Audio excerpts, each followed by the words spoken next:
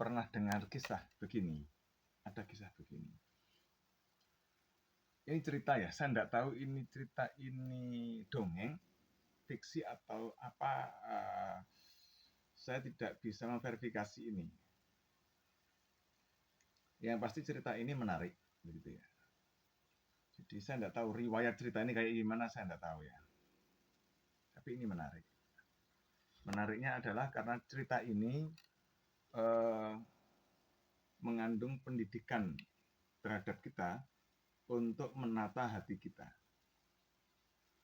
Jadi ceritanya ada seorang alim, seorang alim yang gelisah karena di sekitar rumahnya itu ada pohon besar yang itu digunakan untuk tempat memuja. Jadi orang penduduk situ, penduduk sekitar dia itu memuja sesuatu yang menghuni pohon besar itu. Targetnya itu adalah ya ada yang kesaktian, ada yang kemudian kekayaan, begitulah. Nah, seorang alim ini tadi merasa terpanggil hatinya, sehingga suatu saat karena dia sudah mengingatkan kepada masyarakat berulang kali, tetapi ya sopo sing kuat gitu kan. Pada level tertentu orang kan tidak melihat bagaimana itu, tapi kan melihat apa itu. Kadang kan pada level tertentu tidak melihat halal haram, tapi melihat iki duit yo iya ngono kan. Tidak melihat apa ini, tapi ketika kita sakti ya, maka sesuatu ini hebat kan begitu. Dan pada level tertentu itu tidak ada salah sama sekali. Tidak ada salah sama sekali. Maka si alim ini tadi kemudian dia sadar bahwa lawan dia bukan masyarakat. Masyarakat tidak bisa dipengaruhi. Maka dia melakukan pertarungan, entah menggunakan cara apa, pertarungan dengan si penghuni pohon besar ini tadi. Bertarunglah ia melawan si penghuni pohon besar ini tadi. Niat dia satu, agar masyarakat tidak disesatkan oleh sesuatu ini, begitu. Sehingga masyarakatnya kembali kepada jalan yang benar. Begitulah apa yang diniatkan oleh seorang alim ini tadi. Dan benar, dia menang. Orang alim ini menang melawan sesuatu yang luar biasa tadi itu. Nah, ternyata menjelang dihancurkannya dia oleh orang alim ini tadi, dia menawarkan sesuatu. Orang alim, tolong ampuni saya, kasih saya menyelesaikan semuanya beberapa hari. Sebagai kompensasinya, beberapa hari ini, lihatlah nanti di tempat sujudmu itu akan ada berlian, ada harta yang luar biasa. Sedikit goyah si alim ini tadi. Si alim tadi kemudian pulang. Jangan lama-lama ya, sebentar saja ya. Ya. Perjanjiannya tidak lama memang. Tidak sekitar semingguan lah kurang lebih. Bahwa si penghuni pohon besar ini akan minggir. Akan meninggalkan tempat itu. Si alim ini tadi pulang. Besoknya kebiasaan harian adalah jalankan. Setelah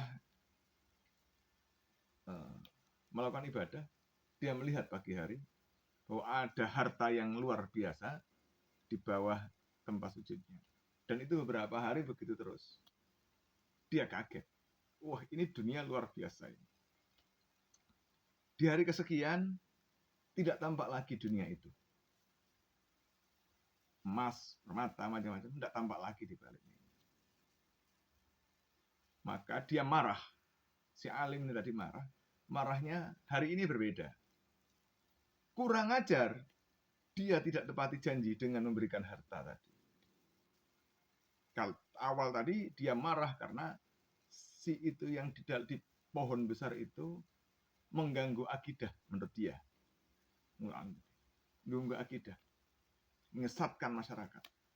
Gitu ya. Setelah beberapa hari dipandang sudah tidak ada ini lagi, sabaran dia habis. Dia kali datang semangat 45 ke pohon besar tadi. Pertarungan pun terjadi. Apa Anda tahu? Menang atau kalah dia? Kali ini dia kalah. Ya, kali ini dia kalah. Dan kayaknya itu sudah dihitung oleh si penghuni pohon tadi itu. Yang pertama tadi dia menang karena niatnya itu tulus, tanpa urusan duniawi. Yang kedua ini, motivasinya ada duniawinya. Itu pelajaran berharga bagi siapapun yang ingin mengambil jalur sunyi di area-area ya mungkin dianggap perjuangan atau apalah. Biarlah dunia itu mengikuti. Dunia jangan menjadi orientasi. Kalau dunia menjadi orientasi, sakit rasanya jika itu tidak didapat. Tapi jika dunia itu menjadi impact saja, orientasinya bukan dunia, maka insya Allah apapun yang menimpa kita itu indah rasanya, nikmat rasanya. Mati, hidup, itu sudah Allah yang menentukan. Ya, bukankah ajal kita itu sudah tertulis di Lauhul Mahfuz kapan kita akan mati?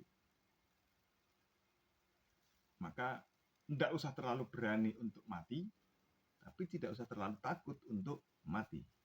Tidak usah terlalu berani untuk menderita, dan juga tidak usah terlalu takut untuk menderita. Karena jika itu pasti mengenai kita, maka itu bagaimanapun cara kita menghindar, itu pasti akan mengenai kita.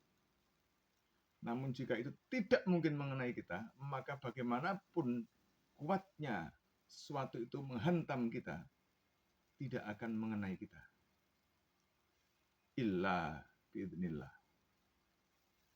Maka dalam bergerak, dalam melakukan sesuatu, hendaknya dunia tidak menjadi orientasi. Loh kalau bisnis bagaimana? Beda bab no mas. Aku dikongkon uang dan dari komputer. Terus orientasi ini nulung. Rusak mas. Saya tetap akan menghitung. Orientasi akhiratnya adalah membantu. Itu secara amanah dan profesional. Itu yang urusan ilahiyahnya. Tapi bahwa urusan berapa macam-macam beli ini bagaimana saya dapat apa saja, ini urusan bisnis. Tapi bahwa saya harus bekerja profesional, memberikan pelayanan maksimal, yaitu adalah urusan kesananya. Jadi bukan urusan cek oleh duit, tapi urusannya membantu. Karena membantu, maka kita mendapatkan syai'un secara profesional. Begitu. Cara mikirnya begitu. Ora terus, ayo kasusnya sapa digoleki ben oleh duit. Oh, gak ngono. Tidak begitu caranya. Ya. Oke ya. Ini pelajaran bagi saya. Jadi saya selalu mengingat dalam melakukan sesuatu, saya selalu mengingat kisah orang alim tadi. Kenapa? Agar ketika saya mendapatkan sesuatu, mendapat musibah atau apapun sesuatu, saya tidak salah dalam menata diri saya. Ini mati aja lah, yang penting ojo mati pada kondisi yang gilani. Nek remek aja lah, tapi pada kondisi yang tidak gilani. Kabeh tetap la haula wala quwata illa billah. Illa biidznillah.